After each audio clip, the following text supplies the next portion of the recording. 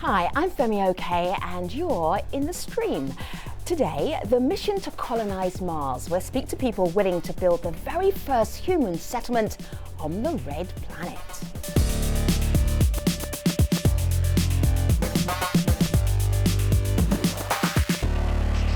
So there is more than one way that you can experience this conversation: on TV, online, maybe second screen. Malika Bilal, digital producer of the stream. Yes, the stream's new app is another one of those ways. So there's a lot of fun factoids in here. I'm going to share one with you. All right, go on. How many unmanned missions to Mars have there been so I know far? this answer, okay. 40 and only 18 have been successful. That's very close. What? Slightly off, 43. Okay. But if you go to the app here, you can get all of that information, test your space knowledge. 21 of those have failed, by the way. Okay. Of course, if Twitter is still Thanks for showing me up in public, Malika. That's okay. It's the app. That's where I learned it. All right. You can still test your knowledge, and you can tweet us your thoughts on today's show. Just make sure you use that hashtag AJStream, and I'll see it. All right, so joining our conversation today, we have Sonia Van Meter, and Sonia is a political consultant. She's right here in Washington, D.C., and one of 100 finalists in the running to colonize the red planet with the Mars One mission. Sonia, it is great to have you here. Oh, it's my pleasure. Thank you so much for having me. And we will be hearing much more about you and from you in just a second, so sit tight. So let me give you a little bit of background, though. In the race to explore outer space, the non-profit Mars One mission hopes to be the first to put boots on Martian ground, and they plan to do it by 2025. This year, the Netherlands-based organisation will choose 24 finalists for a one-way $6 billion mission to start a human colony. They plan to finance it through private investors and revenue from a reality TV show based on the Martian experience. Now, although Mars One may have the most demanding timeline for its mission, they are not alone. Aerospace companies like SpaceX, Virgin Galactic, and the US space agency NASA also have ambitions to send astronauts to Mars. So what could we gain from colonizing Mars, and just how feasible is it anyway? With us to talk about this, we have in Ikeja, Nigeria, Ighodalo Ermosele. He is a candidate for the Mars One mission. He works as a web developer in Nigeria. In Woodland Hills, California, Ian O'Neill is a space science producer for Discovery News. And in Amsterdam, we have Bas Lansdorp. He's CEO of Mars One, and he co-founded the project back in 2011. So great to have you all here in the stream. Let's start off with Bas. When we look at Mars, let me show you here on my laptop back here. So we've got the Sun, we've got Mercury, Venus, Earth, and then Mars. So Mars is a neighbouring planet. So we look at that as a neighbour. What would be the benefits of sending people there to live?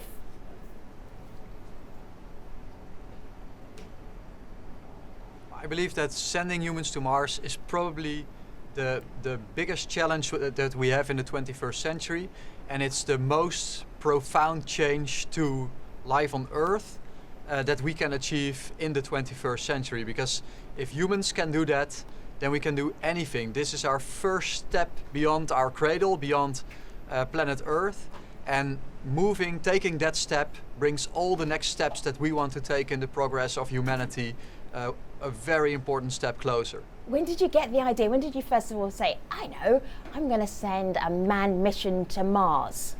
That's possible.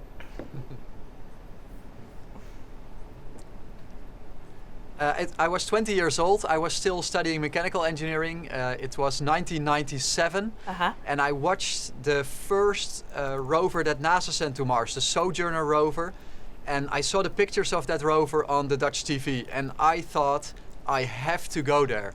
I have to go there and explore that planet. I want to go there and build a colony there. That's how it all started, and because I'm not an American citizen, I knew I could never apply for NASA to do this, to go with the NASA mission. So I thought, well, if I'm going to go to Mars, I'm going to have to do it myself. And that's how it all started about 17 years ago. All right, you can't see her, but Sonia here is nodding enthusiastically here. Sonia, what's with the enthusiasm? I'm a huge fan of Baz. I had the pleasure of meeting him at a conference a few months ago. We got to speak about this mission, and I am just so ferociously proud to be here, to be part of the 100. What we're talking about, what he is talking about doing next, is conceivably the next great giant leap for mankind. And he talks about it in this very relaxed, polite and genteel way. And in the meantime, I'm sitting over here going, oh my God, I can't believe I'm a part of this. I can't believe this could really come together in the next 10 years. Sure. So Ian, you see that excitement that Tanya's really just reverberating off of her, and we see it online also, but we're also getting questions, and they look something like this. Safia writes in, what makes this Mars One mission most likely to succeed as compared to the others? And as we mentioned, there were 43 unmanned missions. Do you think it's going to succeed, Ian? Well, first of all, I just want to echo what everybody says so far. I'm extremely enthusiastic about Mars colonization. We need to send humans beyond Earth. I'm very much in line with what Stephen Hawking's saying, that Neil deGrasse Tyson says. We need an insurance policy beyond Earth. We need to have a manned exploration of the solar system, first of all Mars, because that's the easiest place we can get to, apart from the moon. As for the Mars One plan as it stands, I'm not entirely enthusiastic because of, well, there's several reasons. One is the business plan. I just don't see it making the money that it needs to make. And also the budget that's been aired so far, I think it's woefully short of what will actually be required. And also the maturation of the technology that we will need to go to Mars. I don't think in 10 years we'll be anywhere close to being prepared. But those are a couple of big points here that might be a downer for anybody who's enthusiastically signing up to be a candidate. How would you respond to that?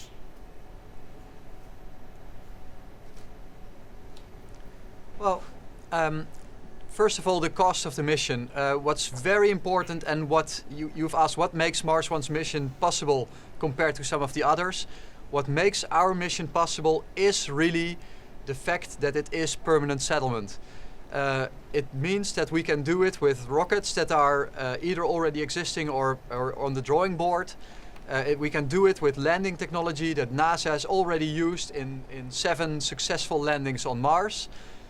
We can use life support systems that are existing, and most important, we don't need to develop the technology to go from Mars back to Earth. NASA's lowest cost estimate has been about 35 billion for a return mission. And I truly believe that a permanent settlement mission, a one-way trip, should be at least an order of magnitude lower cost than a return mission.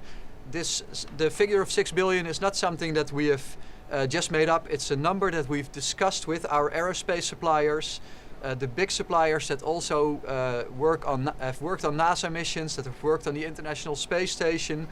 They know what they're talking about. Our business case has to do with revenue from media, so the exposure that will come from a human mission to Mars.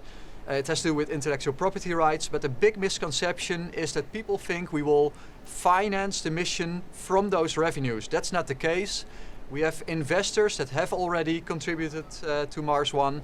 We're in negotiation for a very significant next round of investment. Okay. Investments will get us to Mars, and the investors see a good return on their investment from the media revenues. All right, so let me show you something here. This is the Mars One roadmap. It starts back in 2011 when Baz actually put the foundation of the mission in place. So 2015, let's just go to where we are right now. Selected candidates enter full-time training.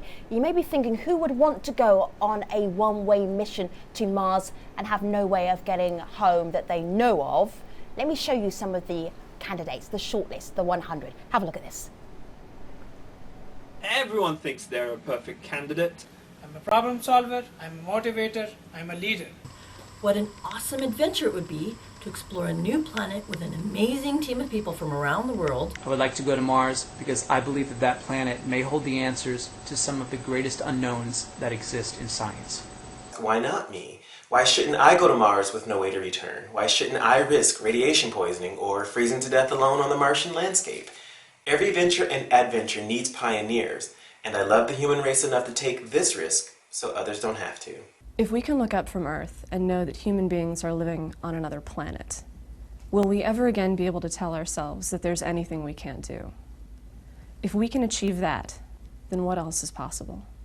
And Sonia, of course, you ask a really good question there in that video. But Dalo, I want to go to you because after we see that video, we see tweets like these. And Abdi says, what stuns me is the people turning their backs on their families, their children, and heading into the unknown. For what? So what happened when you told your family and your friends, Dalu, that this is what you were signing up for?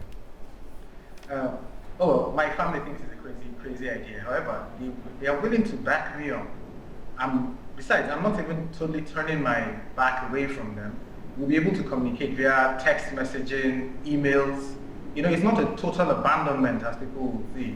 It's an adventure. It's something new. It hasn't been done before. It will put not just myself or the Mars program on the map, it will put my family's name on the map as well. And so I wouldn't consider it turning my back on my family. How do you know that you'll be able to email and text your family, Dalo? No one's texted from Mars before. How do you know you'll be able to do it? Okay, well, the 2018 mission will be a lander and a satellite, a telecommunication satellite that will be using to communicate to here back on Earth. And with that technology in place, Mars One intends to make it better, and probably Skype sometime along the line will come into play. Okay, so then a couple of other things like never being able to see Earth again. I've been to Ikeja, Nigeria. It's a pretty nice place, bustling. The idea of never seeing your home ever again, you okay with that? Yes, I've thought about it deeply, and it's quite intriguing because I don't just talk about it to myself, I speak about it to my friends, and they put the same questions you're putting to me right now. And it's quite... The idea of not seeing my homeland again, right. I would trade it off for the idea of seeing a new homeland, entirely new that no one has been to before. And I think that's really, really beautiful. That's a magnificent thing, I think that's exactly the right way to look at it. There's been a lot of focus on what the candidates are willing to walk away from, what we're willing to leave behind. It's harder to conceive of the fact that we're not walking away from anything so much as we're running and hopefully flying towards something truly extraordinary, groundbreaking, and that will ultimately benefit the entire global community. I noticed that there are certain questions that keep coming up in relation to your private life, that you're just like, steam. Do you want to let out a little bit of that steam? You can do that here on the stream. You know what? I've had a few people approach me, usually on the internet, wanting to call me some very interesting names. Okay. Getting very creative in the name calling, referring to, of course, the fact that I am willing to walk away from family.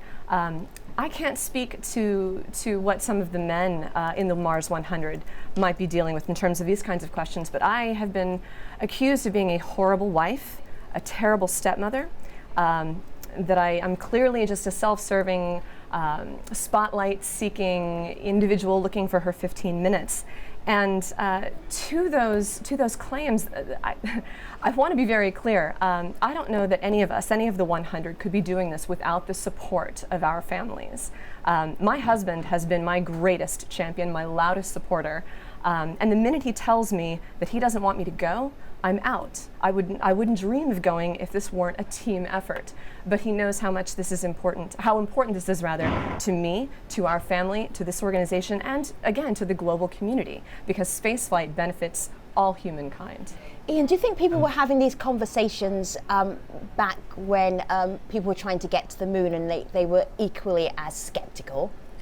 Well, this is the thing, and again, I'm extremely excited to hear Sonia talking and all the applicants that send their videos in, because there shows an obvious interest in going into space, and they're willing to put their lives on the line to do it. And this is really, that's not taking anything away from their personal choice, and it's horrible to hear that there's been some aggression thrown towards Sonia, because that's not what this should be about. But in the past, when we sent missions to the moon, the Apollo era, and Bas is the first to say that he doesn't want this to be an Apollo event, because it's certainly not going to be. There was politics back then, the Cold War was in its height. But the thing that happened with the Apollo era, we sent test pilots. they were developing new technologies. They were the forerunners. And I'm not saying that's the best way of doing space, but then again, they had a military background.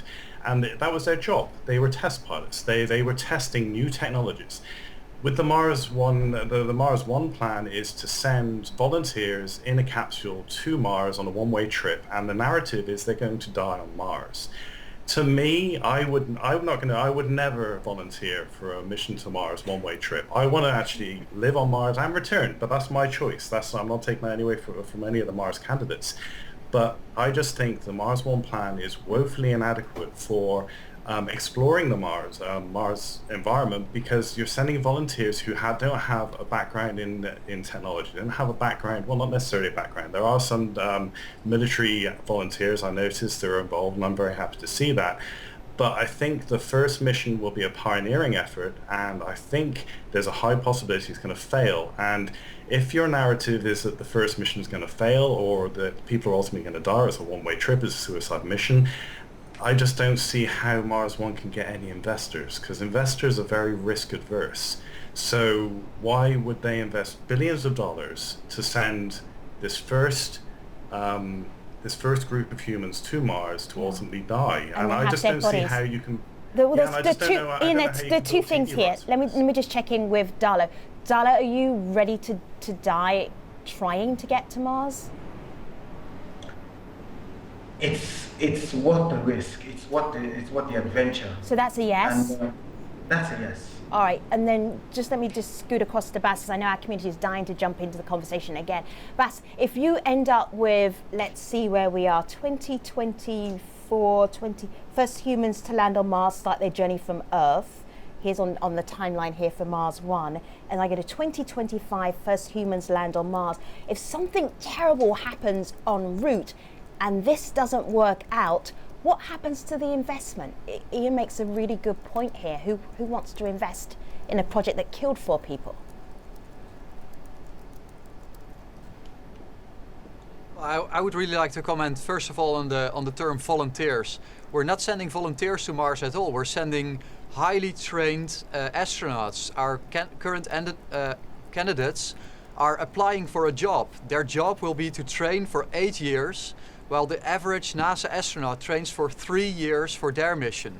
We're sending people who will train for 8 years, who will be prepared for every situation, and we need to send people that have a very different background than the Apollo astronauts, because the greatest challenge for our astronauts is going to be leaving everything and everyone behind, being with their small crew for 7 months on the way to Mars, for 2 months on Mars before the second crew joins.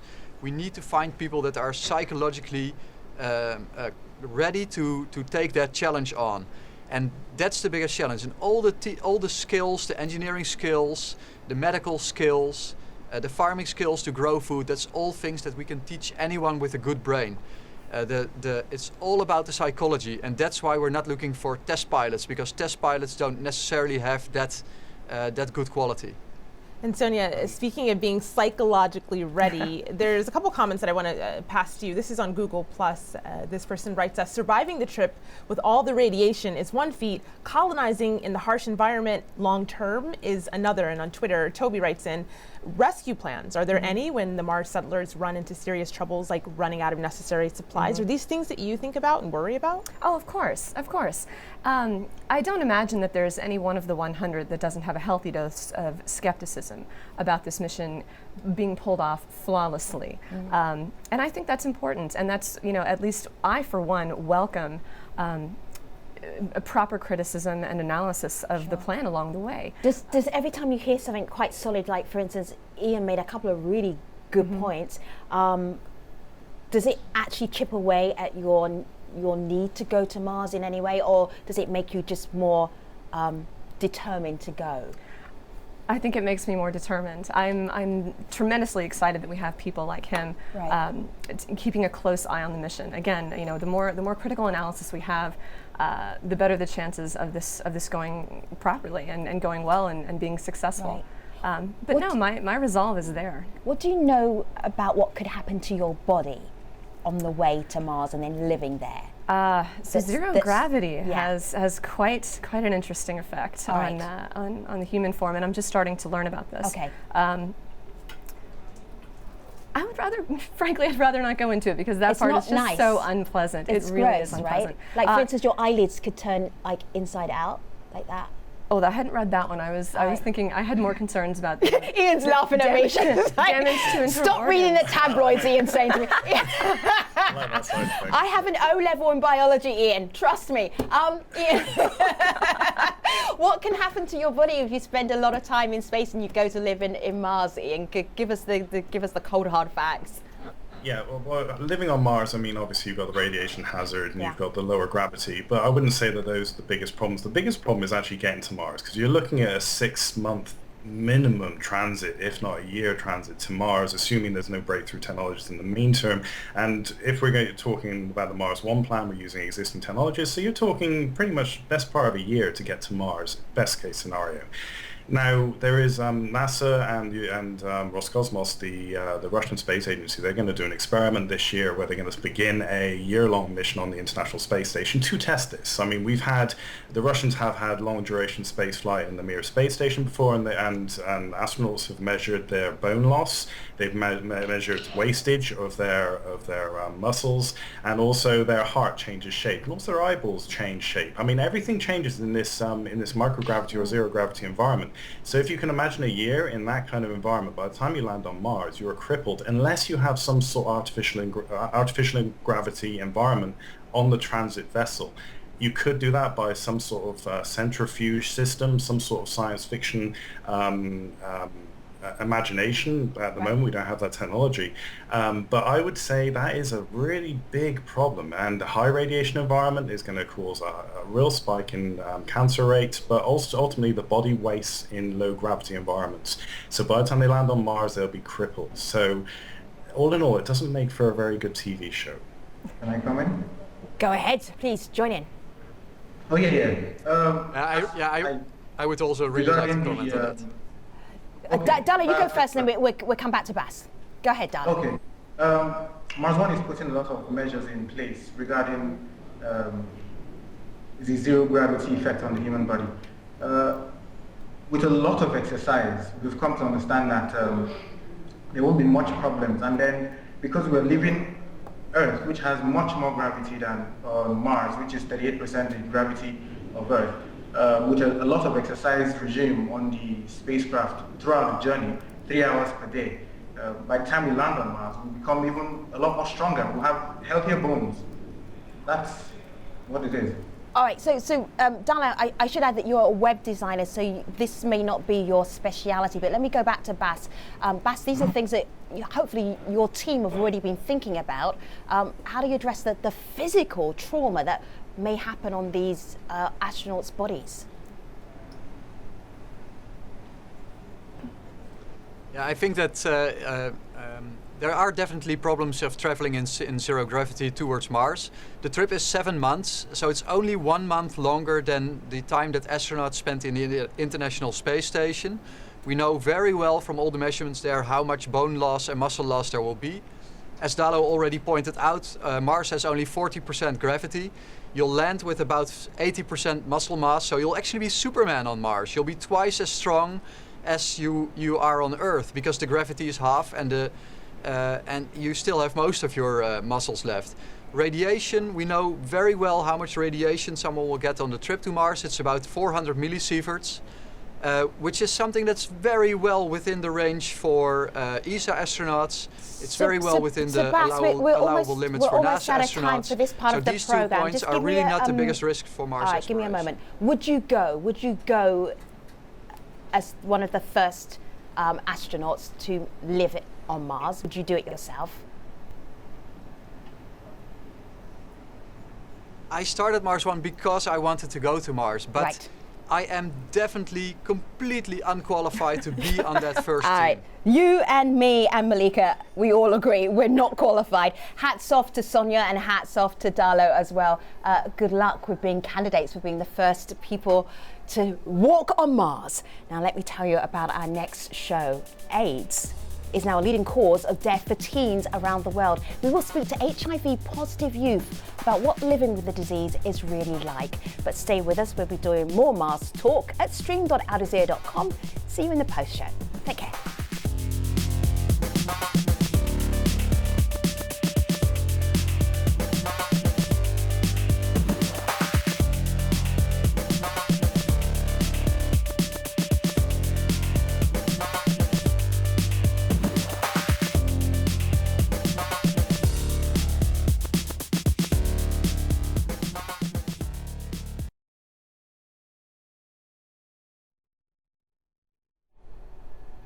Hello again, this is the Stream's online post show. We're talking about the future of manned missions to Mars and even starting a human colony there. Let's get right back to the conversation.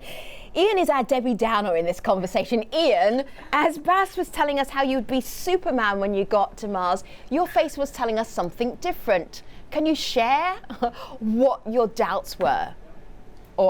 Basically, I mean, these are going to be pioneers. They're not going to have any infrastructure as such, and they're obviously going to have a medical background. They'd have to if they're going to pioneer their way to Mars. And when astronauts come off the space station, they are given immediate medical help. They are in no fit shape to do anything when they first come off the International Space Station, but they are given lots of medical attention. Of course, gravity is a lot stronger on Earth than it is on Mars, but we're talking about long-duration spaceflight, and also the technology we're talking about are basically capsules, like the SpaceX Dragon-like capsule that we keep on seeing in the Mars One imagery, that's going to be their vehicle to go to Mars. So there's not an awful lot of space there to do physical work, and I would argue that we're not capable of medically backing this kind of effort. Certainly not if it's a one-way mission to Mars and we're going to do it in the next 10 years. I would argue we need to further develop our technology in space. We need to further develop our spaceship technology so we can actually develop these artificial gravity environments, because you just don't want to be crippled when you land on an alien planet.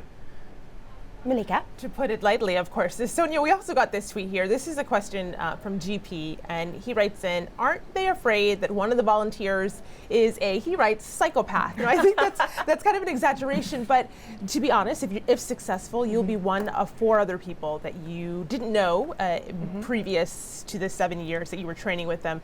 Are you afraid of being in such close quarters with complete strangers, or By what's the the thought time process? we go, we won't be complete strangers. We'll be family. We will have trained with these people for 7 to 8 years preceding the launch. I imagine by then we will know them inside and out. We will know the way that they breathe when they're asleep. We will know their resting heart rate. We will know their favorite food, their favorite color, their favorite Tom Hanks movie. So I don't have a lot of concerns about that. But aside from knowing them, you also have to like them. They are one of 4 people. and they're one of 4 people that you're going to have to rely on for the rest of your life. Right. And that's part of the reason why I'm comfortable with the 8 years preceding. We're going to have to train together. We're going to have that kind of trust and that kind of faith before anything can launch, because if you don't trust your crew, this isn't going to go anywhere. So, Darlo, Bas said that you weren't really volunteers, you're actually, this is going to be your job. So what's the pay like for a one-way mission to Mars? We haven't been discussed, we haven't been told what the pay like. You haven't, I think you should negotiate high. I'll be your agent. Go high. Well, what would you like? What would you like to get paid, and how would you get paid if you lived on Mars? Fact is, the pay isn't the matter of concern here to me, if I'll put it right, because it's the whole idea of going on the mission and achieving what I really want to achieve, And if I were to put a price at it, sincerely, I have no idea what to discuss. Sonia, how much is your life worth? It's worth going to Mars, and it's worth doing it for the rest of humanity. Oh my goodness, she's a good politician. She dodged around that very nicely. All right, there's the TV show that's part of the funding bundle, as it were. Bas, can you explain to us the TV component of this mission? Yeah, first of all, it's not at all supposed to fund the mission. It's supposed to be our revenue model in the long term. So we expect that it will make good returns on the investments of our investors when humans leave or when humans land. But it's very important. I think one of the most important things we can do with this human mission to Mars is inspire the planet. We want to show people that anything is possible. We want to show people that our Earth is a precious place that we need to take care of, because look at the best place in the solar system. It's such a difficult place to live. Let's take care of this Earth. And we are a project by the entire world that everybody can support together. And it will bring everybody in the world a little bit closer. So I believe that sharing this story with the world is extremely important. Not in a Big Brother way, but in an Olympics way. It's the best people of the planet who do things that almost nobody else can do. Was there ever a more unifying moment for humanity than when Neil and Buzz took those first steps on the moon? Right. But then it did make there was a sort of, if we're talking about the Cold War era, it was like, okay, who can get the first man to walk on the moon? Who can get this? So there was, I mean, like the Olympics, some very national feeling about who got there first and how they got there. Well, sure, and you know, and that was a function of the time, and I certainly appreciate that it was the Cold War that really made the space race possible. What I think is so magnificent about this race to get to Mars is that it's international. And it is it's an inclusive event that welcomes people from all over the world. Right. What do you think would be the ideal lineup then, with yourself included? So you'd obviously you, and then who else would be there? Well, I have met some really extraordinary candidates from the 100. I don't know that I could pick. Oh, I could pick. I think Michael Fassbender. Oh. If Benedict Cumberbatch is available, I'll take Idris. Whole different kind of mission. That is a different mission right there. That would be out of this earth, but that's changing the subject. Malika, help me out here. Well, we're hearing from scientists online, actually, quite a few of them, and this person is representing what some of them are telling us. This is Adenoyi on Twitter, who says, I'm more concerned about what a failed manned mission would have or would mean for space exploration in general. He says it would probably push it back. Ian, is that a concern that you have as well?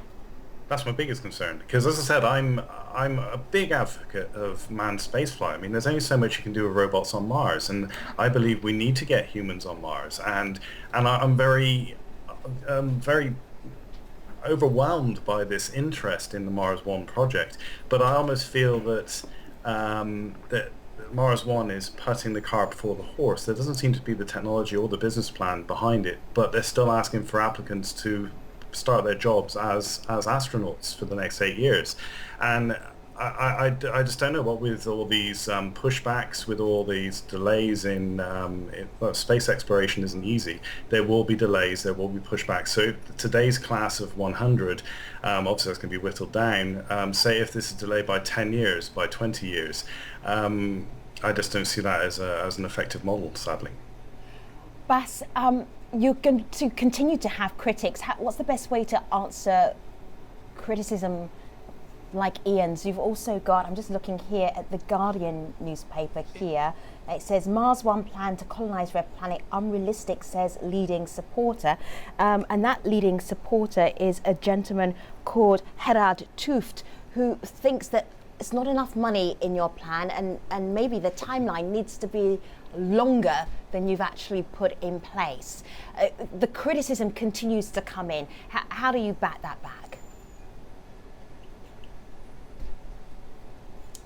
Well, actually, I think that the criticism usually comes from people who are not well enough informed about our plan. For example, Ian doesn't know that we have a different transit vehicle that's not the Dragon capsule, where the crew can actually train. Gerard het Hoofd is, in general, he's very optimistic about our plan. He's one of our ambassadors. He believes that we will need more money and we will need more time. But that's okay. I mean, he also supports what we do. We have, for example, Mason Peck, NASA's former chief technologist, who does believe that we can do it in the timeline that we present and with the budget we present. We have experts on finance that help us with our investors. So we have good experts that support what we do, and of course we have critics that say that it's not possible. But can you expect anything else if you're organizing a manned mission to Mars? Malika. Well, there's an enthusiasm from someone that is a big supporter of yours, Bas. So I want to play this video comment that he sent us. I'd like everyone to have a listen to this. What do people stand to gain for colonizing Mars? In my opinion, in order to preserve the human species, we must first learn how to colonize. Mars One has the capability and the potential to make this happen and make the human race a multiplanetary species. Through the visionary leadership of Bas Lansdorp and his advisory council, I do believe that this can happen. I'm extremely enthusiastic and will back him 100% on this mission. So, Sonia, there's a sense in there that we have to explore Mars and colonize it, really, just to preserve the human race. Limited resources here. Is that something that went into your thinking? Well, to a certain extent, sure. But it was less about preservation and more about human nature and the fact that we're explorers. It's in our nature to wonder what lies beyond the horizon. You know, a lot of us in the 100 grew up watching all kinds of, you know, space science fiction shows, Star Trek and such, and we believe that space exploration demands that we become the best versions of ourselves. It means collaboration, it means hard work, it means research. You know, there's just so much good that comes from tackling a problem as large as Mars.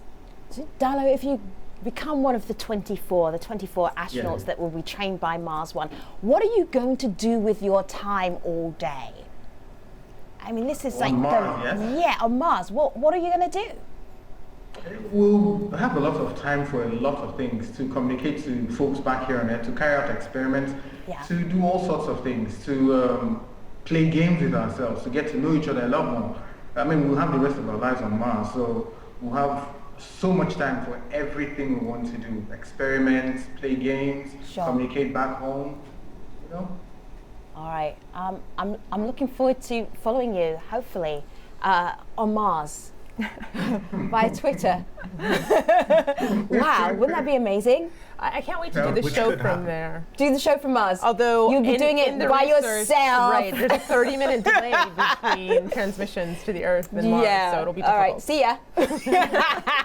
Malika Bilal, the first TV host presenting from Mars. I will be watching from down here on Earth. All right, thank you very much to our guests. We've really enjoyed the conversation. Thank you to Sonia Van Meter, to Ighodalo Emerson, Ian O'Neill, and Bas Lansdorp as well. Really appreciate it. And the enthusiasm for man going to Mars is definitely there. Bas, we're going to be watching your project with great interest. Good luck to you, Sonia. Good luck to you, Dalo. And thank you very much, Ian, for being our Debbie Downer in the conversation. Appreciated that, keeping us rooted. All right, moving on to our next show.